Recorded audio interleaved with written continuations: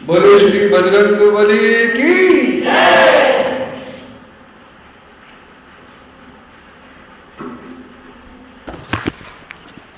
माँ दुर्गा के चरणों में प्रणाम करती हूँ।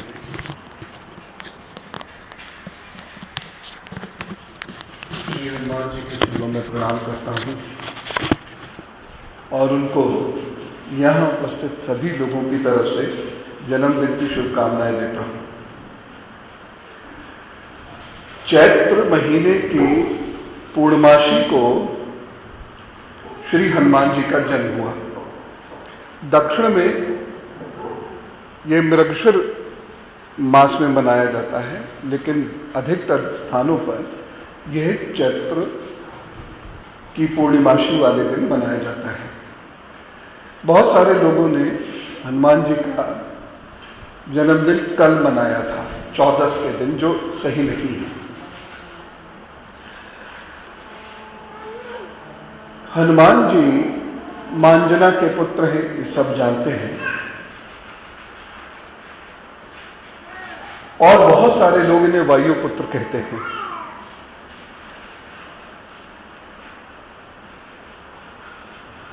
लोग वायु देव को इनका पिता मानते हैं, जबकि ऐसा नहीं है। हनुमान जी को वायु पुत्र इसलिए कहा जाता था।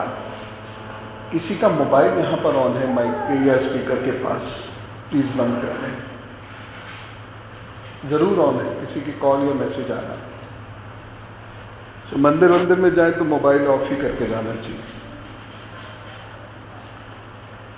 तो हम ये मानते हैं कि हनुमान जी वायु के पुत्र हैं।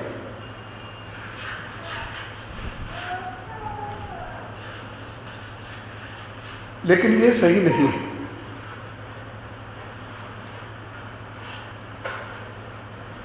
हनुमान जी को सब लोग सुनते ही हैं हनुमान चालीसा में, अष्ट सिद्धि नवनिधि के दाता, असवर दीन जानकी माता। अष्ट सिद्धि में जो प्रथम सिद्धि है लघिमा, वह बचपन से ही हनुमान जी को सिद्ध है, और इस कारण उनका शरीर सामान्य मानव के शरीर की अपेक्षा बहुत हल्का है।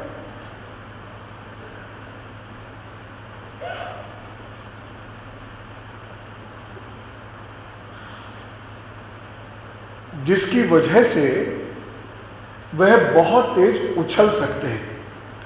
आपकी छींक कुछ अलग सी थी आप हनुमान जयंती के अवसर पर।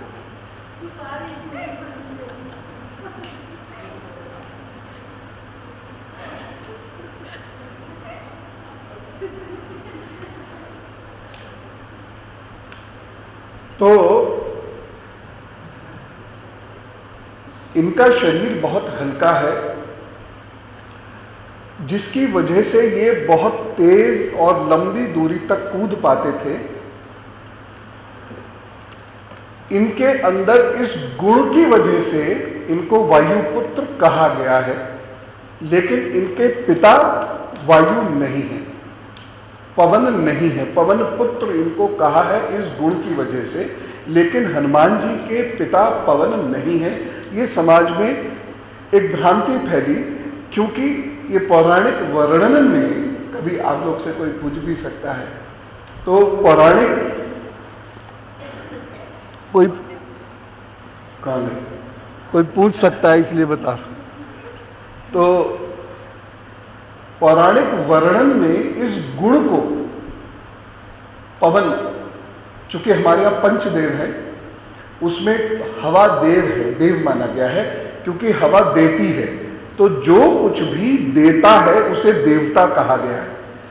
ये वो देवता नहीं है जो मुकुट हर वक्त 24 घंटे सोते समय मुकुट लगाए रहते हैं, ज्वेलरी पहने रहते हैं। ये फिल्मों वाले देवता नहीं है। पंचदेव की जो उपासना है वेद में, वेदांत में, पुराण में भी, ये पंचदेव में एक अग्निदेव है, एक वायु देव है, एक पृथ्वी देव है, एक आकाश देव है, एक जल देव यानी इंद्र है। ये 5 देवता हैं। जो भी जीवन में कुछ देता है उसे हम देवता कहते हैं, देवता कहते हैं इसको। तो पवन चूंकि हमें जीवन देती है, इसलिए इसे पवन देव या वायु देव कहा गया। और चूंकि ये सदा बहती रहती है, इसीलिए इसका गुण है पवन। ये सदा बहती रहती है, ये इसका गुण है। और इसी प्रकार से हनुमान जी का गुण था कि वह बहुत लंबी लंबी कुलांचे मार पाते थे, बहुत लंबा लंबा कूद पाते थे। बचपन से ही ऐसे वर्णन है कहीं कहीं कि 10 से 20 योजन तक वह कूद पाते थे। इस वजह से उन्हें पवन पुत्र कहा, अन्य कोई वजह नहीं है। वह पवन के मतलब वायु के बेटे नहीं है, वो बायोलॉजिकल पिता नहीं है इनके, उस रूप में नहीं है। जैसे मान लीजिए कोई ऐसा व्यक्ति हो जिसके शरीर में ताप बहुत अधिक रहता हो, गर्म रहता हो शरीर हर वक्त, तो हम ये कहेंगे तुम तो अग्नि की औलाद लगते हो, है ना। या बहुत क्रोधी कोई व्यक्ति होता है तो उसे हम कह देते हैं ना बिल्कुल दुर्वासा ऋषि की संतान लगते हो। तो ठीक इसी प्रकार से यह एक सिमली दी गई है, ये एक अलंकार है, ये वास्तविकता नहीं है। हनुमान जी पवन के पुत्र नहीं है। अब हनुमान जी कौन है? हाँ, जो ट्रेडिशनली हनुमान जी की पूजा सारा जगत करता है, हम आप सब जैसी पूजा करते हैं, उसके हिसाब से हनुमान जी को हम क्या कहते हैं? बंदर। हनुमान जी एक बंदर है। अंग्रेजी में इनको बच्चे अब कहने लगे मंकी गॉड। लेकिन आपको ये जानकर घोर आश्चर्य होगा, और मेरा हनुमान जी के लिए आज का सबसे बड़ा गिफ्ट यही है कि उनकी पहचान सच्ची बताऊं। हनुमान जी बंदर नहीं। उस युग में कोई भी इस प्रकार का बंदर होता ही नहीं था। और ये मत समझिएगा कि ये इस युग का पता नहीं है, वैज्ञानिक रूप से भी इस युग का पता है। हनुमान जी बंदर नहीं है। हनुमान जी कौन है? कपीश जाति है। इसे आधुनिक एंथ्रोपोलॉजी के हिसाब से लिथर्डल रेस कहते हैं, या इनको केवमैन, गुफा में रहने वाले मनुष्य कहते हैं, या इनको कहते हैं वन में रहने वाले नर, यानी वानर। तो हनुमान जी बंदर नहीं है, वानर है। बंदर में और वानर में फर्क है। और कपीश प्रजाति है इनकी, कपीश। तो आज के बाद कृपा करके आप सभी लोग हनुमान जी को बंदर मत कहिएगा। आप मत कहिए, दुनिया कहते रहे, लेकिन आप मत कहिएगा। मूलतः यह हनुमान जी का अपमान है। अब आप सोचिए, कोई सड़क पे व्यक्ति जा रहा हो और हम कहें तुम बंदर की तरह लगते हो, तो उसके दिल पर क्या बीतेगी? और कहीं वो रुष्ट हो गया तो हम पर क्या बीतेगी? तो हमेशा याद रखिए कि आज के बाद हम हनुमान जी को बंदर नहीं कहेंगे, क्योंकि बंदर किसी भी युग में बोल नहीं सकता था। बंदर किसी भी युग में पैरों पर चल नहीं सकता था। बंदर किसी भी युग में गदा से लड़ नहीं सकता था। बंदर किसी भी युग में 8-9 फीट का नहीं हुआ। हनुमान जी का जो कद है वो 9 फीट से भी अधिक है। भीम से अलग है, भीम से भी अधिक है, और भीम का जो कद है लगभग 8 से 10 फीट के बीच में है। तो हनुमान जी का कद 10 फीट या से अधिक है। इतना ऊंचा बंदर कभी किसी युग में धरती की उत्पत्ति से आज तक नहीं हुआ। तो हनुमान जी हैं गुफा में रहने वाले मनुष्य। हम जिस रूप में हैं, इससे जो पुराना रूप है, जब सतयुग चल रहा है, सतयुग में मनुष्य का रूप आना शुरू हो गया था। आप नरसिंह अवतार के बारे में सुनते हैं। नरसिंह अवतार में पूरा मनुष्य नहीं है, आधा शेर है, आधा मनुष्य है। उसके बाद धीरे धीरे धीरे धीरे धीरे धीरे मनुष्य पूर्ण रूप में आने लगा है। लेकिन उसके शरीर पर बाल बहुत हैं और उसके हाथ बहुत लंबे हैं और वह झुक कर चलता है, वह सीधा खड़ा नहीं हो सकता। उसके पांव बहुत बड़े हैं लेकिन शरीर बहुत हल्का है, इसलिए वो बहुत लंबी कुलाचे मार सकता है और कई कई फीट तक वह कूदकर ही चलते थे। इसीलिए ये मनुष्य जो थे ये जंगलों में ही रहते थे। इन्होंने कभी बस्तियां बाहर, जंगलों के बाहर नहीं बनाई, लेकिन जंगल के अंदर इनकी बस्तियां ही पूरे राज्य होते हैं। तो हनुमान जी उस प्रजाति से आते हैं। इसके ठीक बाद मनुष्य हो गया था, यानी राम जी। तो हनुमान जी को बंदर हम नहीं कह सकते, हनुमान जी बंदर प्रजाति के नहीं हैं।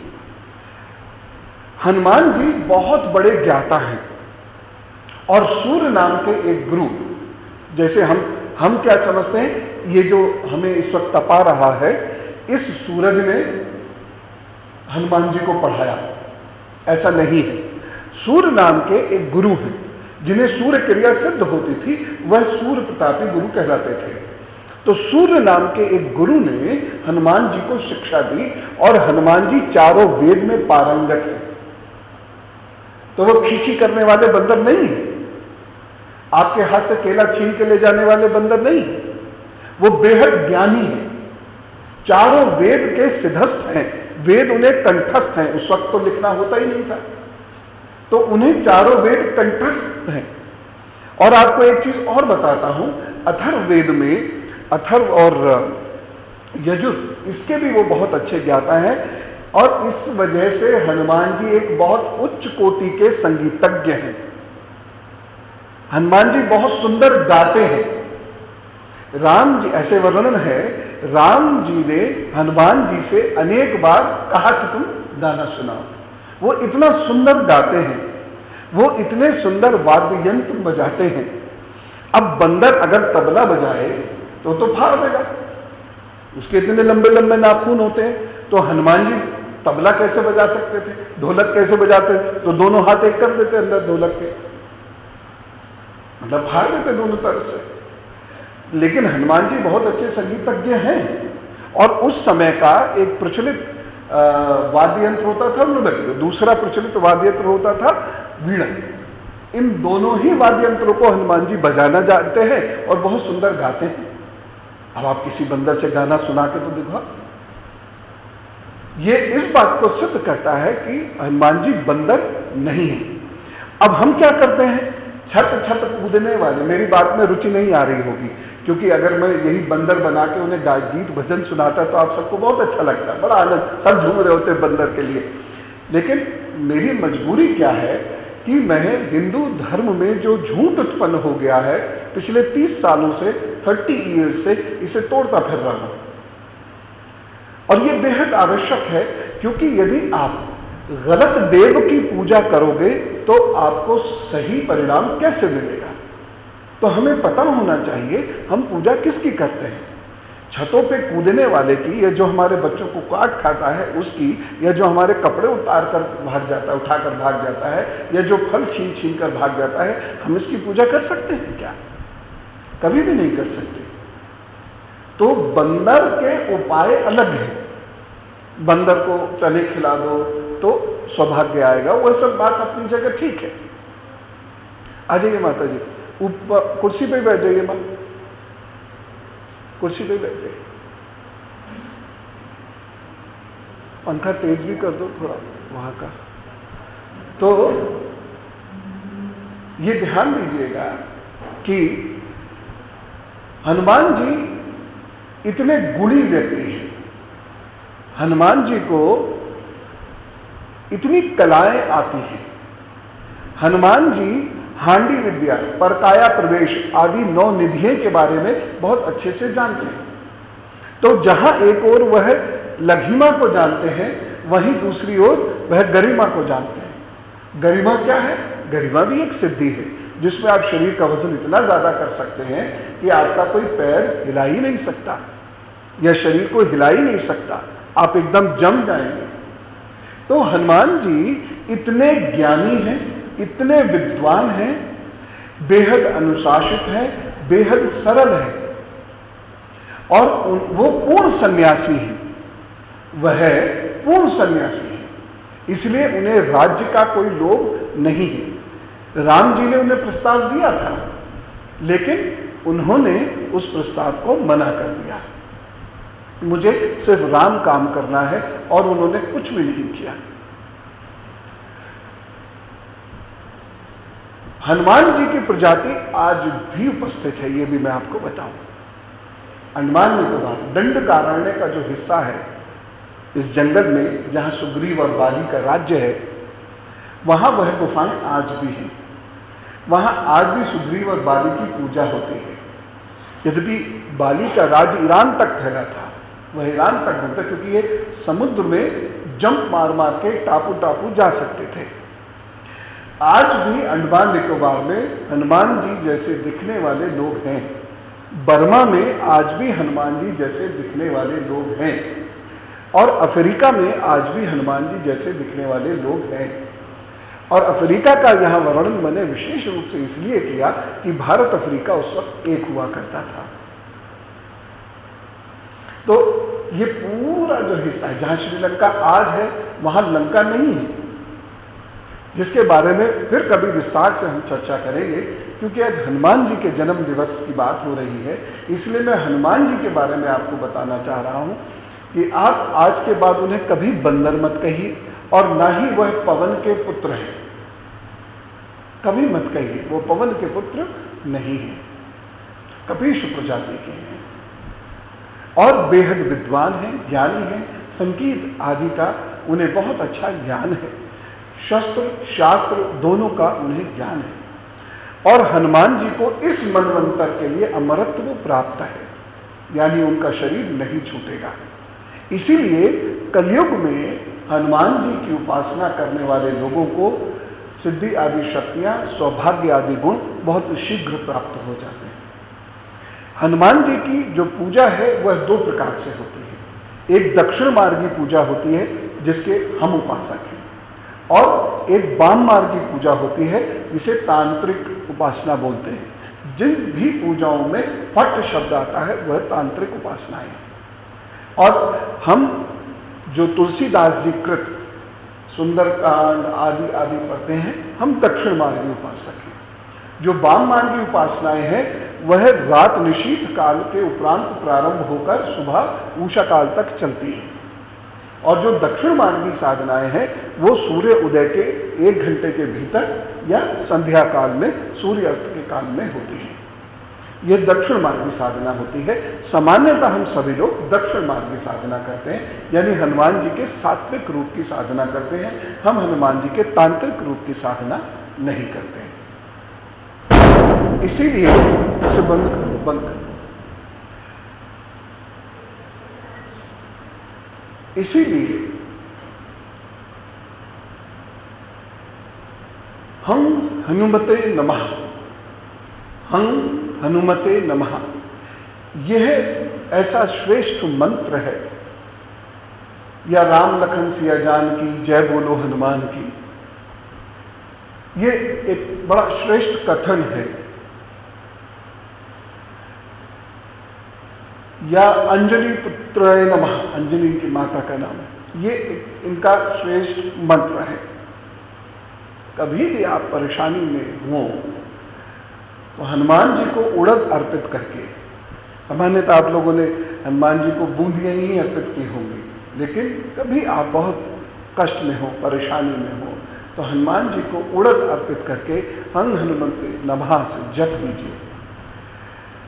हनुमान जी की पूजा से मानसिक कलेश दूर होता है, जिसे हम कहते हैं किसी ने तंत्र कर दिया, कहीं आत्मा घुस गई, बहुत सारे लोगों में घुसती है आत्मा, तो हनुमान जी की गदा का प्रयोग करें वहां पर जिस पे आत्मा घुस जाए, एक मारना सारी भाग जाएगी। जितनी भी आत्माएं हैं सारी की सारी भाग जाएगी। ये एक्चुअली क्या है? ये दिमागी फितूर है, ठीक है ना। जिसमें आत्मा घुस जाती है वो तो महान हो जाएगा।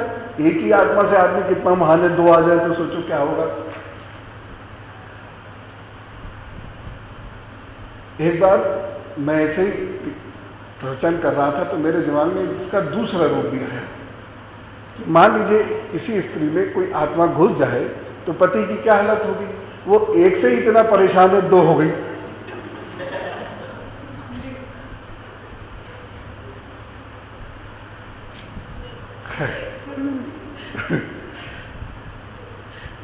तो कभी ऐसी नकारात्मक ऊर्जाओं को आप महसूस करें,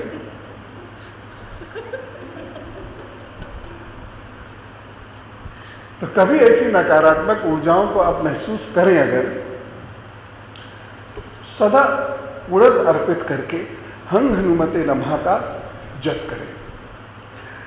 एक खास चीज मैं आपसे कहना चाहता हूं सुंदरकांड के बारे में।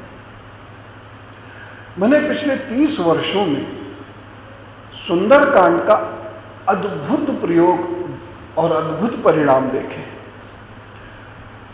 मरते को जीवन पाते देखा है सुंदरकांड के पाठ से, अगर किसी ने ढंग से किया है। ढंग से करने का मतलब पूरी आत्मा से किया है, हृदय से किया है।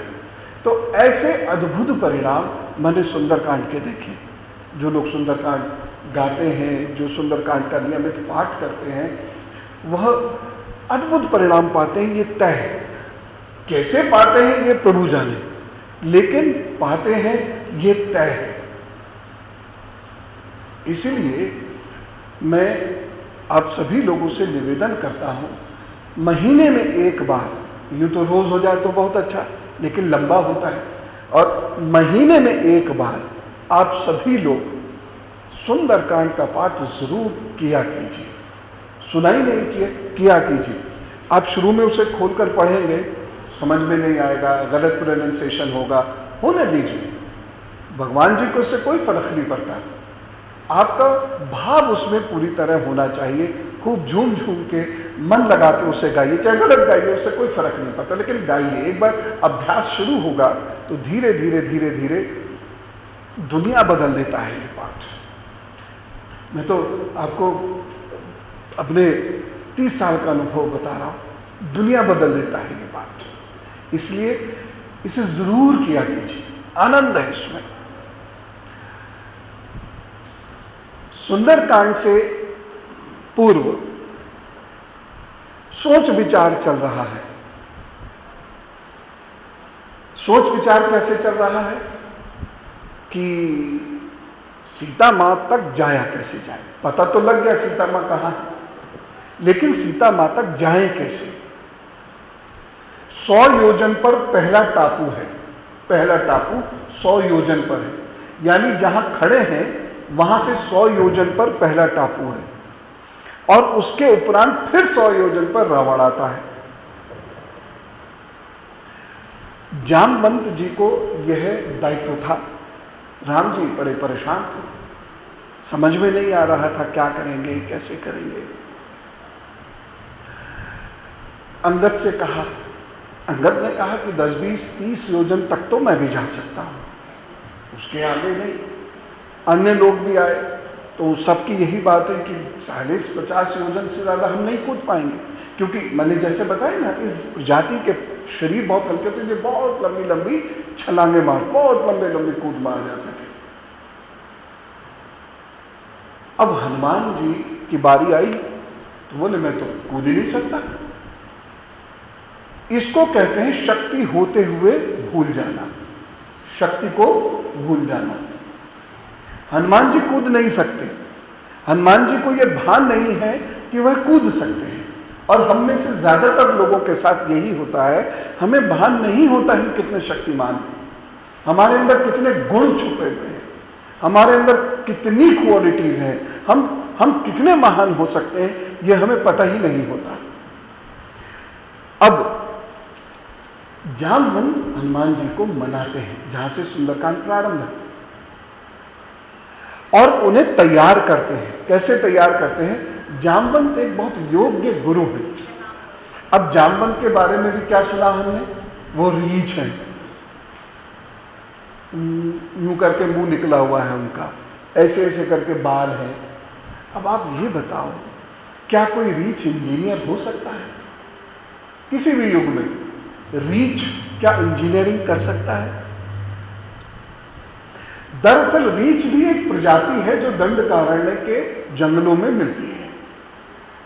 ये उस प्रजाति के व्यक्ति हैं, उसके बाल बहुत लंबे हैं और आज भी मैंने खुद इटारसी और उसके आगे के जंगलों में, क्योंकि मैं आदिवासी इलाकों में घूमा जब मैं परिव्रजन कर रहा था, एक संन्यास से पूर्व परिव्रजन होता है, तो जब मैं घूम रहा था तो मैंने स्वयं ऐसे लोग देखे जिनके 6-6 इंच लंबे बाल शरीर पर, 6-6 इंच लंबे बाल।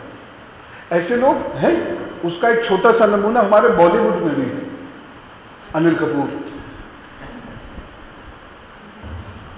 ऐसे बहुत सारे लोग हैं जिनके इतने लंबे लंबे बाल हैं और उनका शरीर बिल्कुल ऐसा ही है, लगभग भालू जैसा दिखे। रात में अचानक आप खिड़की खोलें और वो यूं खड़ा दिखे तो आपको ऐसा लगेगा भालू आ गया। वो ऐसे मुंह करके ही है, उनके ये थूतन जो होता है, होंठ का हिस्सा, ये आगे निकला हुआ है और होंठ बहुत मोटे मोटे हैं। तो ये रीछ प्रजाति है। हमने इसे कौन सा रीछ समझ लिया? भालू। ये भालू नहीं, ये रीछ एक प्रजाति है। हाँ, देवता, मानव, असुर, राक्षस, यक्ष, नाग, भल्लूक, रीछ, बानर, ये प्रजातियां हैं। ये जानवरों के नाम नहीं है, ये प्रजातियों के नाम है। तो जामवंत उसी प्रजाति के इंजीनियर हैं और वो हनुमान जी को याद दिलाते हैं कि तुम्हें कूदना आता है, तुम्हारे पास ये सिद्धि है, लघिमा है तुम्हारे पास, तुम शरीर को हल्का करके और कूद सकते हो। वो हनुमान जी को कॉन्फिडेंस दिला रहे हैं। देखिए, शक्ति हम सबके अंदर होती है, लेकिन जो हमारे सलाहकार, माता पिता, शिक्षक, गुरु होते हैं, गुरु का काम क्या है? उस शक्ति को याद दिला देता और याद दिलाने के साथ साथ तकनीक भी सिखा देगा कि ऐसे करना। हनुमान जी को समझ में आ गया।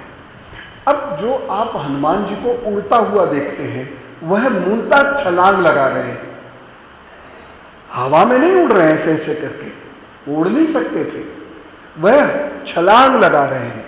और उस वक्त ऐसे अनेक जीव थे। गरुड़ 10वीं प्रजाति है गरुड़। ये गरुड़ पक्षी नहीं है, ये प्रजाति है। और जो विष्णु जी का गरुड़ है, ये यान है, तो उसकी चर्चा फिर कभी। तो हनुमान जी ऐसे करके वहां कूदे, एक टापू पे कूदे, वहां सुरसा उनको मिली, उसने बाधाएं उत्पन्न की।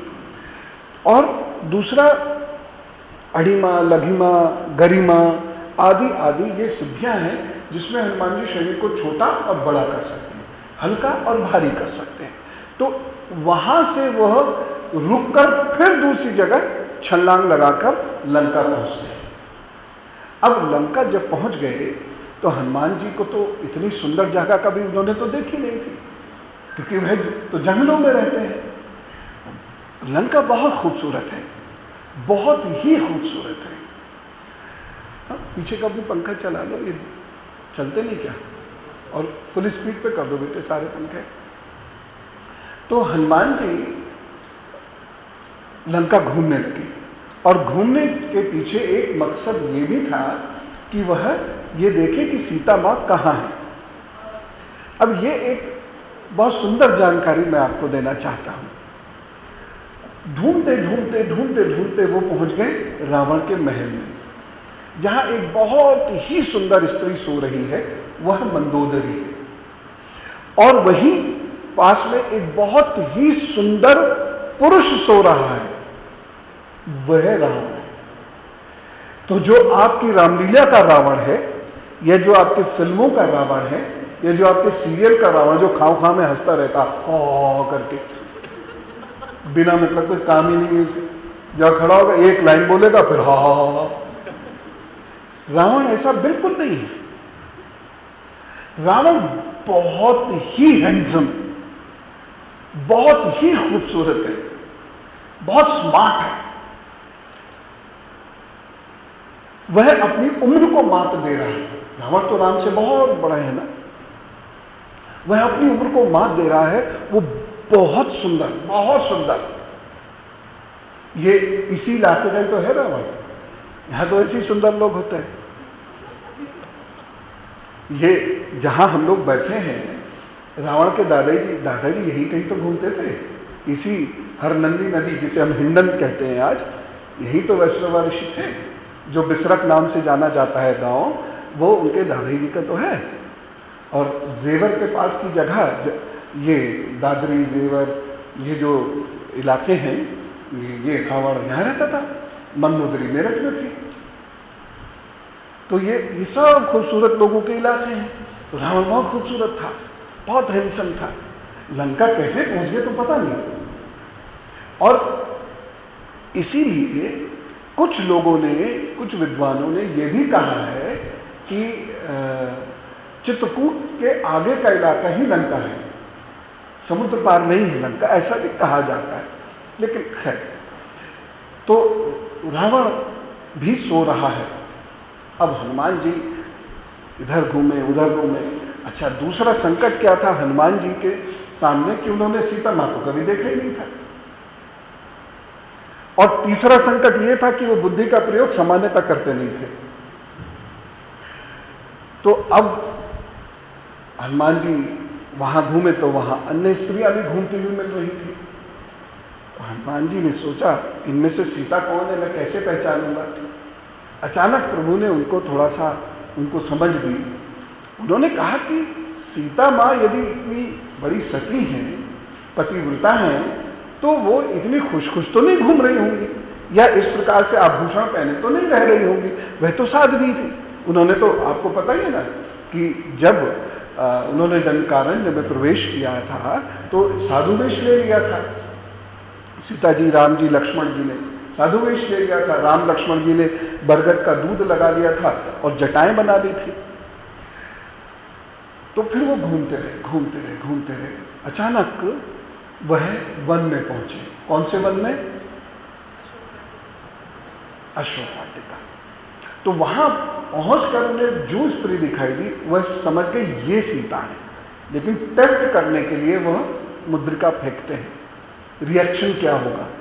तो रिएक्शन हुआ, तब उनको ये समझ में आ गया कि यही ही सीता है। और इस प्रकार से वह सीता से बात करके कहते हैं, चलो मेरे कंधे पे बैठो, मैं आपको ले चलता हूं। अब देखिए, सात्विक युग की सात्विकताएं, हम इसे आज कहेंगे कि ये प्रैक्टिकल नहीं थे, बिल्कुल चली जाती। लेकिन सीता जी ने दो शर्तें रखी। पहली क्या कि मैं अपनी इच्छा से कभी भी पर पुरुष का स्पर्श नहीं करूंगी। अब रावण को लोग, फिर रावण का तो स्पर्श हो गया, सीता की इच्छा से नहीं हुआ है, रावण ने उठाया है। और दूसरी शर्त यह थी कि मैं यहां से भागकर नहीं जाऊंगी, मैं यहां से ससम्मान जाऊंगी। तो कहीं वह युद्ध का संदेश दे रही है या रावण के समर्पण का संदेश दे रही है। तो सीता कमजोर नहीं, जो सामान्यतः हम कहते हैं अबला, सीता अबला नहीं है कहीं से कहीं तक, बहुत बहादुर स्त्री है, बहुत ही बहादुर स्त्री है। जब अगस्त मुनि रामचंद्र जी को शस्त्र का ज्ञान दे रहे थे तो मां सीता भी सुन रही है। जब उनको वो शस्त्र प्रदान कर रहे हैं तो मां सीता भी उन शस्त्रों को देख रही है। और हमें नहीं भूलना चाहिए कि वह धनुष उन्होंने ही सरका के रखा था। तो इन शर्तों को सुनकर हनुमान जी बोले, ठीक है, तो मैं वापस जाता हूं। अब जब जाऊंगा तो कुछ रावण को संदेश दे के जाऊंगा। तो उन्होंने क्या किया, पेड़ हिलाने शुरू कर दिए, बगिया उजाड़नी शुरू कर दी। क्यों कर दी? जिससे कि राक्षस उन्हें पकड़ ले, क्योंकि रावण के महल में सीधी एंट्री बहुत मुश्किल थी। वो रोशनदान से देख तो सकते थे लेकिन वहां जा थोड़ी सकते थे। तो उन्होंने सारे पेड़ हिलाए, उखाड़े, जो जो कर सकते थे वो डिशेप कर रहे। और रावण का एस्थेटिक सेंस बहुत गजब का था। रावण चीजों को बहुत सुंदरता से रखते थे। लंका बहुत खूबसूरत थी, बहुत ही खूबसूरत थी। रावण को हर चीज बहुत खूबसूरती से बनाने की आदत थी। इसलिए मूलतः लंका रावण ने नहीं बसाई है, मूलतः लंका बसाई है कुबेर ने, उनके भाई ने। लेकिन रावण ने कुबेर को भगा दिया वहां से। कुबेर वहां से भागकर स्वर्ग चले गए। स्वर्ग मतलब हरिद्वार से ऊपर का इलाका। तो कुबेर यहाँ आ गए हैं और रावण ने कब्जा कर लिया है, लेकिन कब्जा करने के बाद उसने लंका को और सुंदर बनाया। बहुत ही सुंदर है लंका, बहुत ही सुंदर। तो रावण के लोग ये जानते थे कि रावण को सुंदरता पसंद है, तो इसलिए वो बुरी तरह गुस्सा करके और उन्होंने हनुमान जी को पकड़ लिया। और पकड़ने के बाद वह रावण के समक्ष रहता उपस्थित उनको किया जाता है, जहाँ रावण उन पर बहुत नाराज होता है, उनकी पूंछ में आग लगा देता है। अब यहाँ थोड़ा सा डाउट है, क्योंकि रावण जी की पूंछ, हनुमान जी की पूंछ तो है ही नहीं, तो कैसे आग लग गई? तो हो सकता है कि वह हनुमान जी के कपड़ों में आग लगी। अब जैसे आप एक गाना सुनते हैं, बजाए जा तो हनुमान चुटकी वाला, उसमें पूंछ के ऊपर ही वो बैठ जाते हैं। तो ये कभी वास्तविकता नहीं है, ये कभी हुआ नहीं, ये सिर्फ फिल्मों में क्रिएशन होता है, वो क्रिएशन किया गया है। खैर, वो ऐसी आग लगी कि वह उन्होंने उस हिस्से को जला, पूरी लंका नहीं जलाई। लंका तो बहुत बड़ी है और बहुत दूर तक फैली हुई है। जो आज लंका है, इसकी 10 गुनी बड़ी लंका है उस वक्त, लेकिन वह उस महल और उसके आसपास उन्होंने आग लगा दी सबको। यही ही चाहते थे, जिससे रावण को राम जी का संदेश दिख सके। देखिए, ये चतुराई होनी चाहिए हम सब में। वह पकड़े गए कि राम जी का संदेश रावण तक कैसे मिलेगा, रावण को मैं कैसे डराऊंगा, धमकाऊंगा, हड़काऊंगा। ये उन्होंने रास्ता चुना और इस रास्ते में वो सफल भी हो गए। और रावण के मन में यहीं से, मंदोदरी के मन में यहीं से थोड़ा सा भय उत्पन्न होना शुरू हुआ था। इससे पहले तो जो रावण को समझाती थी, वह समझाती थी नैतिकता के चलते। यहाँ से भय, जब एक इनका सिपाही जो सेनापति भी नहीं है, जब वो इतना बलशाली है, तो उनके पास तो हजारों लाखों वानरों की सेना है, वह कुल मिला के कितने बलशाली होंगे। इसलिए तुम अपनी आयु की कामना करते हुए सीता माँ को छोड़ो, वहाँ पहुँचा दो और झगड़ा नहीं करो। खैर, ये पूरा वर्णन है सुंदरकांड के अंदर। इसके उपरांत लंका कांड है। तो पहले समझ है किष्किंधा कांड की, फिर उसके बाद सुंदरकांड में उस समझ का पालन है। और तीसरी चीज़ है, सुंदरकांड में बातें और काम दोनों थोड़ा थोड़ा है, लेकिन उसके बाद लंका कांड में काम है। तो हमें अपने जीवन में भी इसे पहले खूब गहराई से सोचें, समझें, फिर हम अपनी क्रिया को करें, तो हमारी क्रियाएं सफल होती हैं। ये हनुमान जयंती पर मुझे आपसे कहना था। हनुमान जी महाबलशाली और विद्वान, जो कि बंदर नहीं है, तो आज के बाद उन्हें बंदर हम नहीं कहें। बोलिए बजरंग बली की।